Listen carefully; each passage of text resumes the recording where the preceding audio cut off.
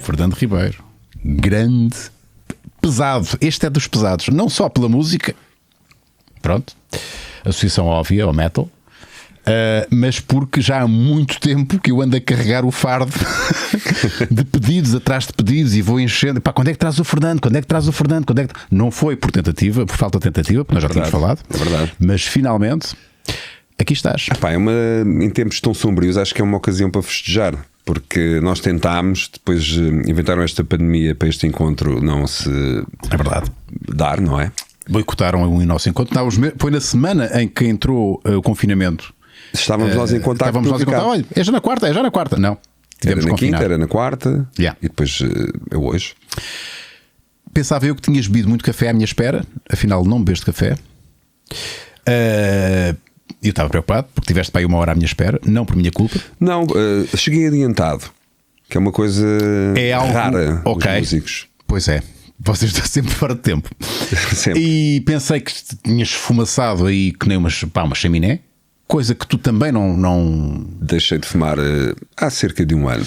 Portanto, temos aqui um homem novo, Fernando, é isso? Que Fernando Ribeiro é este que está aqui à minha frente. Vamos lá a isto. Vamos lá começar assim. Como aos pneus, posso estar um bocado recalchutado, não é? Em vez de novo, e tal como um pneu. Estou a dizer isto porque a Sónia furou um pneu outro dia e eu estive em Inglaterra. E quando cheguei à garagem, vi lá o pneuzinho, ainda aquele de pneu raquítico, não é? Que podes andar a 80. Sim, deste tamanho. Sim, e no outro dia foi das minhas primeiras. Eu pego logo ao serviço. Estive a gravar o novo disco dos Municipal, na Inglaterra. Correu incrivelmente bem, porque ao fim e ao cabo, sem saber, fomos para um estúdio no meio do nada. Mesmo no meio do nada, até dava para observar pássaros. Ok, birdwatching enquanto... a caçarem e não sei o quê, não percebo nada de pássaros. Quer dizer, havia os velhos corvos ingleses, não é? Esses nunca abandonam ali a paisagem. Mas havia montes de bicharada. O nosso produtor contou que uma vez teve que dormir no estúdio porque iam lá roubar. Uma coisa muito... Apesar de ele ser colombiano, tinha uma coisa muito inglesa. Não é que fosse à caça ou nada disso, mas tinha um arco e flecha, que não acreditava em armas e é campeão daquilo. Enfim, e agora com esta situação toda que nos impediu, estava mesmo a pensar que chegava à Inglaterra e tinha a Scotland Yard /Covid, não é? Obrigado, Covid. Mas não, é tal coisa. Para já, quando cheguei a Portugal, para além de ter mudado o pneu à Sónia, mudado, mas o pneu já foi mudado, porque ela ligou-me para a Inglaterra e disse: estou um bocado fora de mão agora, mas se calhar daqui a 5 horas consigo meter aí. Mas havia um colega dela, que é o Miguel, e não vamos passar o programa a falar da Sónia, apesar de eu gostar muito dela e gostar muito de falar dela. Está a ver isto de certeza absoluta. Sim, de certeza absoluta. Certeza absoluta. Ia dizer mal, de certeza absoluta. Ia dizer, estavas um bocado despenteado e viste tu unes com aquele cabelo e tu ali já armado em metaleiro Santo António. Mas ela... Então o Miguel, colega dela? O Miguel, colega dela, a Sónia uma vez comprou um piano lá para casa, não para tocar, mas para decoração, porque não é uma casa assim tão musical como as pessoas pensam. Nós temos mais que fazer do que andar ali a fazer duetos, etc. Isso é muito engraçado, já lá vamos. Sim, eu só entrei no Zamália hoje com o objetivo de conquistar a Sónia, e porque, falando a verdade, eu sempre achei muita piada à Sónia, principalmente naquele videoclipe que era o Water Skin. E tinha-me encontrado com... Vou já ver isso, espera aí. O que é que te fez apaixonar pela Sónia? Muito moderna, estás a perceber? É um taleirão da Brandoa, muito mal vestido, com os óculos de sol muito tamaus. Tanto que a Sónia ao princípio me chamava o príncipe romeno, antes de ter patilhas. Encontrava de vez em quando imagina, numas conferências, nos prémios, via e achava-lhe muita piada. Até comprei o disco dos Gift e tudo por causa dela, ou os 2 discos. Mas ela dava-me sempre muito para trás. Eu compreendi que era a toda a gente. Depois lá nos começámos a amigar. Okay. E a coisa deu-se. E pronto, eu sei que os casais, entre aspas, célebres, tem aquela dinâmica do casa-descasa, mas nós não, porque nós assumimos mesmo aquilo que nós somos, e um bocado cada macaco no seu galho. Por exemplo, o programa que ela fez da Máscara, aquela primeira edição, A produção queria que eu fizesse assim um cameo. Mas com máscara, portanto. Com máscara. Eu disse: mal eu entre no recinto, a Sónia cheira-me, percebes? Já não bastava a minha mãe dizer que eu era o Corvo e que telefonar-me, e eu, não tendo o dom da ubiquidade, porque estava no estrangeiro a tocar, estive lá durante 3 meses enquanto a máscara, as galas decorriam, e a minha mãe, eu estava, por exemplo, olha, em Istambul a tocar. És tu. Eu conheço o teu andar, filho. Então eu não sei, é que te pari. Não era, estás a perceber? Por isso foi muito engraçado. Mas voltando ao piano, ela comprou um piano a uma amiga. E nós tentámos carregar o piano lá para cima. Ainda uns 3 ou 4 gajos. Estamos a falar de um piano de cauda? Não, estamos a falar de um piano de parede. Okay. Mas de um piano cuja reverberação do piano fazia... Ela vai já gozar comigo para não ter dito reverberação. É uma eu palavra nem sei difícil. Como é que se diz. Eu vou acreditar que é assim como tu aquele disseste. Aquele ecozinho, aquele bechamelzinho da música. Agora é tudo emulado, não é? Tem tudo... os filtros no computador, os filtros. Mas de antes não, de antes era feito com placas de, por exemplo, de xisto, de coisas assim. E esse piano ainda tem essas tem placas de xisto. Tem lá dentro e é super pesado. Eu lembro-me que o Miguel Ribeiro também, dos Gift, que mudou o pneu e que é uma espécie de Hércules. Mas ele é pequenino, não é? Mas ele é pequenino. Tem força que não conhece sol. E ele não só levou o piano, como nos levou a todos pela escada acima, estás a perceber? E lá fez o piano e pronto, e foi este o meu regresso. Mas foi super ótimo estar em Inglaterra. Vimos aqueles cemitérios antigos, tipo Black Sabbath. A gente tinha que estar um bocado isolados, só podíamos ir ao estúdio. O governo sabia exatamente onde é que eu andava. Mas depois havia aquelas coisas tipo não podes ir ao supermercado. Ias contar isso? Podes, não podes. Por exemplo, se o supermercado não tiver... a coisa mais engraçada foi que eu cheguei à Inglaterra, os meus colegas já lá estavam, e uma das regras era, para as pessoas que chegam, não podem andar em transportes públicos. Pronto, e nós íamos apanhar um táxi, um Uber. E depois havia aquela adenda, mas se não tiverem outra hipótese, podem andar de transportes públicos. Ou seja, foi um bocado o go e the flow. Estava sempre à espera do pior, tinha os meus papelinhos, o meu passaporte, depois tinha um papel que tinha preenchido na internet. Mas nem uma febrinha me mediram, nem nada. Sério? Pelo contrário, estavam a reagir. Também não fui para Londres, não fui ali para o epicentro do vírus. Mas eu também acho que tem um bocado a ver com a têmpera dos ingleses. Já lá tiveram bombardeamentos não diários. Não é um víruszinho. Não os intimida muito. Que vai intimidar os britânicos. O pior mesmo para eles é de não poderem ir ao pub. É tipo o botelhão espanhol. Mas mesmo assim, caso, deve haver ali uma adenda qualquer. Caso, extrema necessidade. Sim, podes ir ao pub, mas só podes levar 5 amigos. Ou sais meio bêbado, não sais completamente bêbado. E desinfetam sempre a pint. Exato. Não sei, são mundos estranhos que a gente nunca pensou viver. Nós somos todos crianças da Guerra Fria. Tivemos sempre, quando é que o mundo acaba? É amanhã. Vimos o Day After. Ainda outro dia vi o Day After, que é um filme, para quem não sabe, sobre um desastre nuclear. Sim. E aquilo tudo parece, por acaso o filme é bastante horripilante, mas tudo parece tão inofensivo relativamente aos dias de hoje, que não sendo um negacionista disto ou daquilo, porque sinceramente eu acho que o que não se necessita agora é de mais uma opinião sobre usar máscara ou sobre não usar máscara, ou sobre o Covid, ou sobre se alguém comeu um morcego ou se alguém comeu um tubarão. Acho que isso ainda tem feito as coisas piores, porque tem criado extrema desinformação, e até para as autoridades é difícil passar uma informação a quem não tiver preparado para, pelo menos, acreditar nela. É aquela coisa que se chamava na arte a suspensão da crença, ou na literatura. Ou seja, tu estás a escrever uma coisa e a pessoa está ali completamente, que acontece, isso não é assim. Isso é possível, aqui um pé de laranja lima. Sim. A falar, a questionar tudo não, e mais alguma coisa. Não. Sim. Isso é um bocado os dias de hoje, portanto vai sendo difícil uma pessoa sequer criar fantasia ou viver assim com a fantasia de que isto vai ser melhor e que vamos ultrapassar isto, que eu acho que sim, e podemos se calhar até nos ir divertindo, porque a quarentena foi uma uma época em que eu não estava nada habituado. Eu só fiz uma viagem de avião este ano. Normalmente faço centenas. Fernando Ribeiro só viajou uma vez de avião este ano. O Fernando Ribeiro dos Municipal, que passa, eu nem sei quantas horas é que estás no avião e fora de Portugal. Mais do que metade do ano estás fora de Portugal. Sim, agora acalmei um bocado, porque somos mais criteriosos. Nasceu o Fausto, entretanto. Sim. E a saudade e o amor é uma coisa. Desde que fui para Alcobaça, fomos muito fazendo um ninho, estás a perceber? Fomos juntando a pecinha, fomos voando, trazendo mais uma palhinha, mais outra palhinha. E aquilo realmente é difícil sair dali, porque nem é o quem passa por Alcobaça, é mesmo quem vive por Alcobaça. É mesmo aquilo. Tem ali um. Eu lembro-me de estar em digressão com os Amália hoje.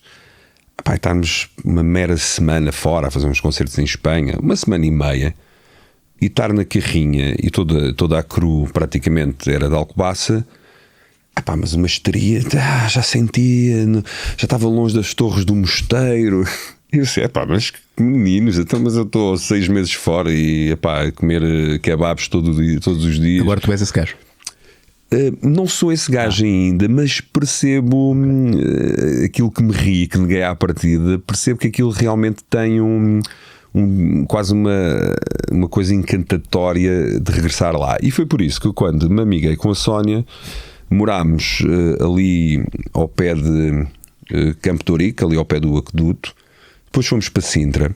Não sei fazer o quê. Sintra é lindo, mas definitivamente não era para nós. A minha mãe, que mora no Casal de São Brás, ali na Amadora, vai-me ver muito mais vezes a Alcobaça que a Sintra, apesar de ser muito mais longe. Que ela dizia-me assim, apesar de toda a carga já dos Municipal, do heavy metal, das coisas, dos móveis queimados com velas negras lá em casa, na adolescência. Das galinhas. 9 galinhas? 9 galinhas. Não, o meu pai tinha a mania, isso foi das coisas mais incríveis. Eu até estou a escrever um livro, um romance que vai sair para o ano, e tem algumas dessas partes.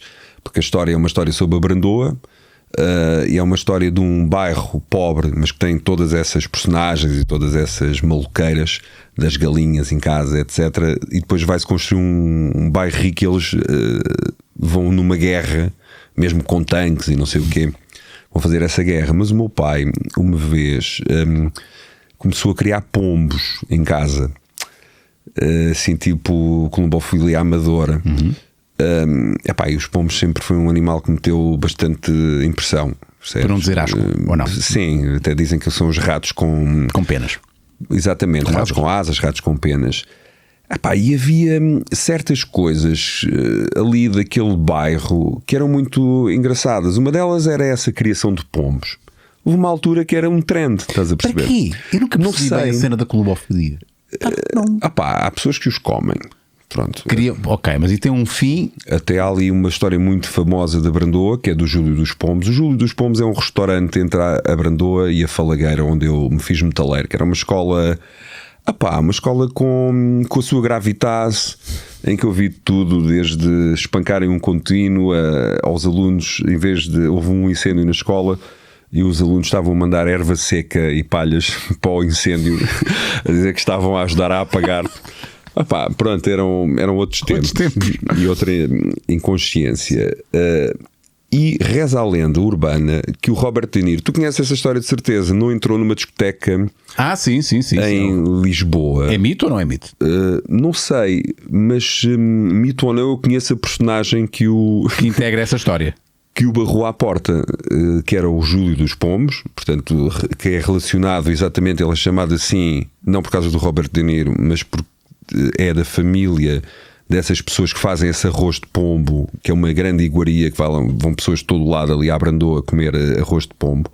Por não sei se o meu pai estava ali a ver uma oportunidade de negócio ou não, de criar aqueles pombos gourmets para os vender à família do segurança que barrou, certo, o Robert De Niro. Um dos irmãos ou dos sobrinhos, pensou, até andou comigo na escola, e uma vez encontrei-o à porta do Estado de Alvalade. Eu estava a tentar comentar, porque tive essa minha breve carreira de comentador futebolístico, que foi um fiasco, na minha opinião.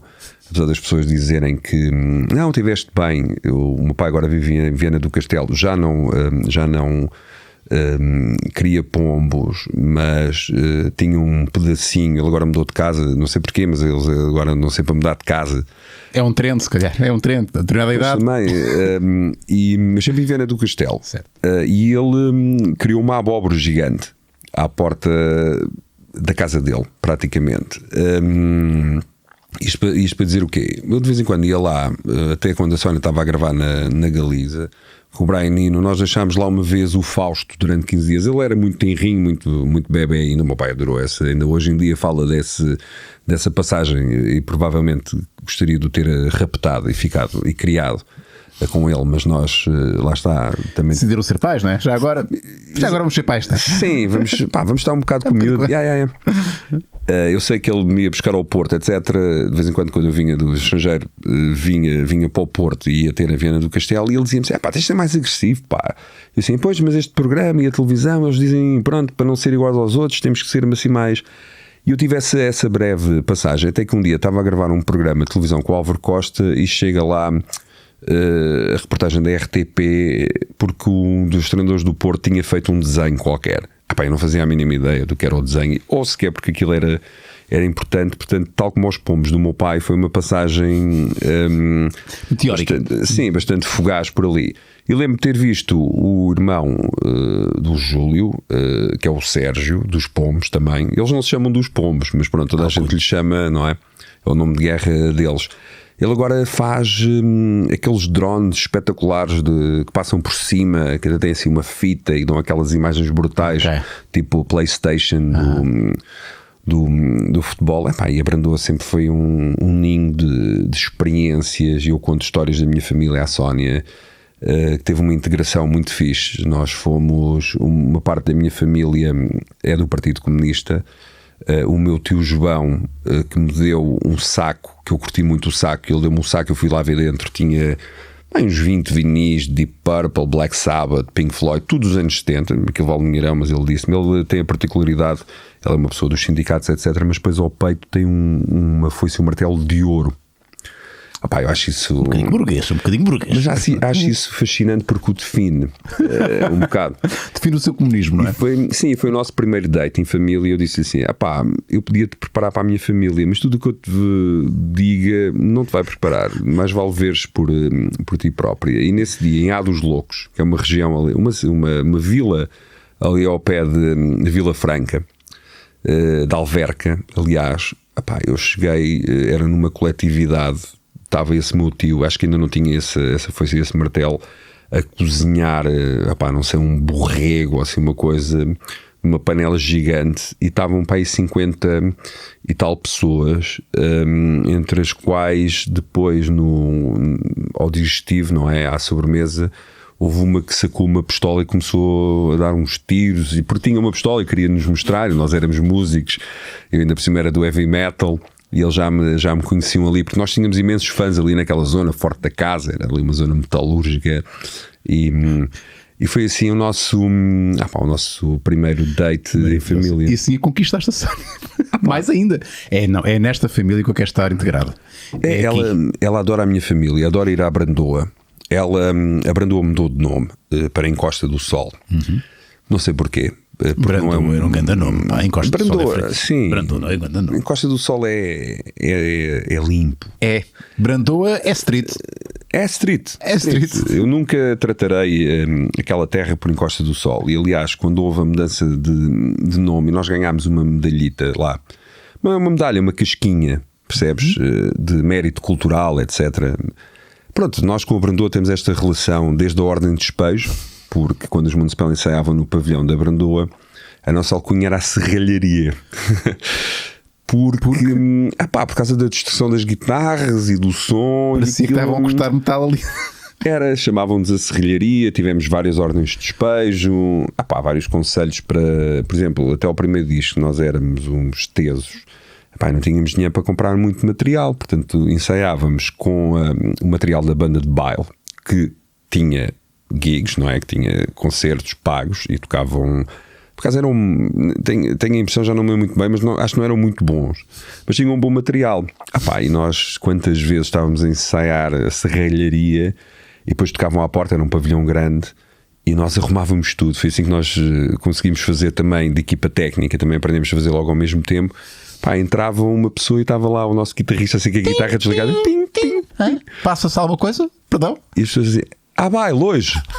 Baile. E nós, pronto.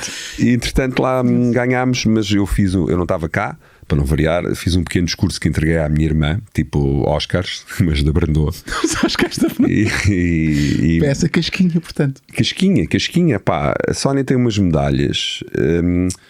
Até uma foi condecorada pelo Presidente da República, Jorge Sampaio. Disse: fixe, mas eu não sei se aceitaria uma condecoração dessas. Teria que pensar e iria-me fazer um pouco difícil. E assim, tipo, ia à cultura, não desligaram nada. Sim.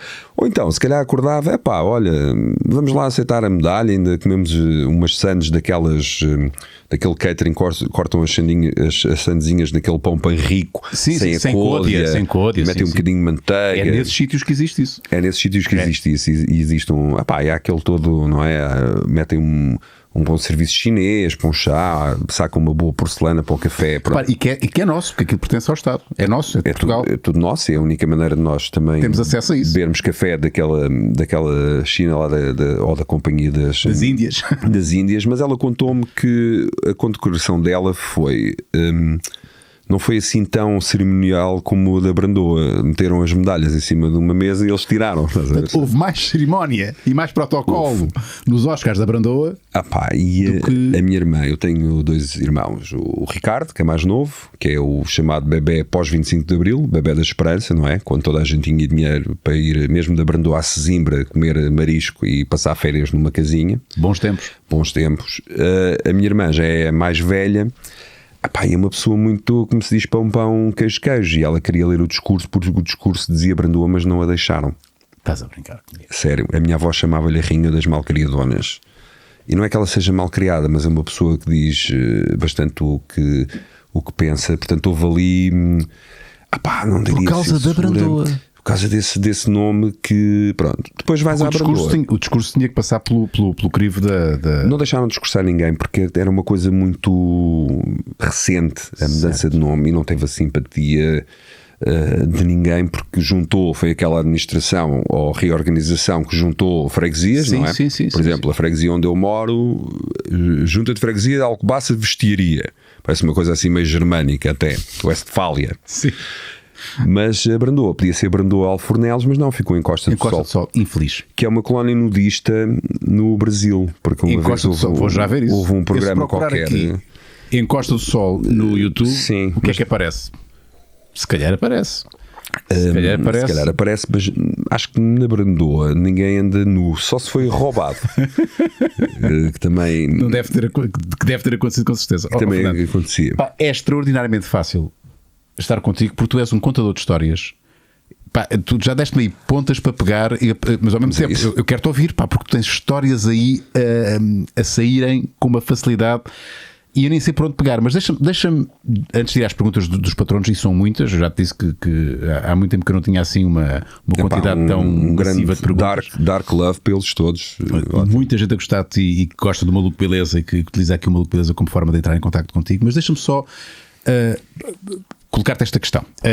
Como sabes, eu não sou propriamente um consumidor de metal. Aliás, já falámos por diversas vezes, já foste aos meus programas todos e falámos sempre de metal, e eu assumo sempre como alguém que tem o máximo respeito, até porque das pessoas mais simpáticas, mais cordiais, mais pacíficas que eu conheço estão ligadas ao metal. Eu já fui a 2 eventos de metal e senti-me super tranquilo, super paz. Sim. Paz. Um em Almada, num pavilhão, e depois fui lembro do Festival de Metal de Vagos, exato. Isso super fixe. Tenho a melhor das recordações dessa experiência. A ideia que eu tenho é que ainda hoje persiste naturalmente preconceitos em relação ao metal e quem consome metal, mas eu acho que a malta que consome metal é talvez a comunidade mais com uma cultura mais dispar que outras comunidades. Porquê? Porque normalmente, e corrijo-me se estou enganado, o metal está sempre envolvido, há uma certa mística, há um certo misticismo à volta das bandas de metal e do teor das músicas. Há sempre política também lá, há sempre filosofia. Estou enganado ou não? É talvez o estilo musical onde estas três áreas estão presentes, e quem consome por arrasto acaba por ler, por perceber as letras, o que é que eles querem dizer com isto. É verdade. É malta muito culta. Sim, eu não diria que todos os metaleiros são cultos, mas a tendência dominante é essa. Eu até, quando comecei a ouvir metal, no meu caso, fiquei logo surpreendido. Por exemplo, os Iron Maiden, que é uma banda que toda a gente conhece. Os Iron Maiden, eles próprios, para além do Bruce Dickinson, que é o vocalista, ser uma espécie de homem do Renascimento. O homem pilota aviões, o homem faz grima. Ele até mete um bocado de nojo por ser tão... Ele fez tão completo. Ele é mesmo uma pessoa super completa. Tem um curso de história. Uma vez estive com ele na Bélgica a fazer promoção numa rádio. O homem disse-me tudo de Portugal. Ele só disse uma coisa, que era o El Cid, que era espanhol. Eu dizia, mas eu não disse nada. Respeito, deixa lá o homem pensar que o El Cid é português. Bom, nós temos um Cid, né? Se calhar estava a falar desse, pronto, não sabia. Se calhar estava a falar, de certeza que estava a falar desse, mesmo que não tivesse. Estava. Pronto, que o José Cid é assim. Tem que estar a falar.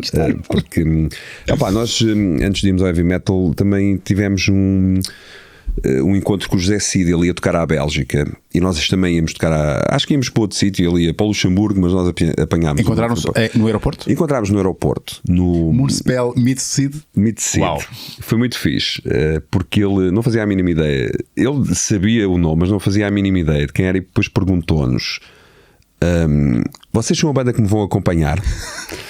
E nós ficámos assim: estamos a acompanhar, mas nós vamos tocar o nosso próprio concerto. E depois o nosso baixista, que é assim mais gosta de fazer mais piadas. Também nos encontramos com o Pedro Brunhosa na embaixada no consulado dos Estados Unidos, e há lá uma máquina que tem vontade para... Eu não me esqueço do heavy metal, nunca. Eu sei. Há lá uma máquina fotográfica que tem vontade própria, e o Pedro não conseguia tirar fotografias, e o nosso baixista disse: tens que experimentar, porque ele fala assim, porque ele é um bocado venezuelano, tens que experimentar tirar os óculos. E disse: mas andaste com o homem na escola? Ok, o Pedro Brunhosa, o homem não tira os óculos, tem quintas no Douro e vende milhares de discos, e é uma pessoa que a gente tem que respeitar. Claro que ele tirou os óculos, porque toda a gente nos Estados Unidos, não interessa se é Brunhosa, se é Ribeiro, aquilo estamos todos. E o José Cid depois perguntou-nos, e o nosso baixista: vocês têm uma banda? E o nosso baixista: sim, somos uma grande banda. E o José Cid: o vosso nome é grande banda? E eu lá tive de dizer, para acabar com a conversa: olha, nós somos os Municipal, ok? Nós vamos tocar, prazer em conhecê-lo, pronto, já nos tínhamos, claro, já o conhecemos, não é? A sua fama precede-o. E ele depois esteve a falar muito connosco, mas a mim disse-me logo: quem é que é o marido da Sónia? E assim: gosto muito da tua mulher. Pronto. E depois ficámos um bocado por ali. Depois ele disse-nos as coisas. Tinha uma editora que só editava música em formato físico, penso que era em vinil CD e em pen. Depois esteve-nos a falar das virtudes da pen.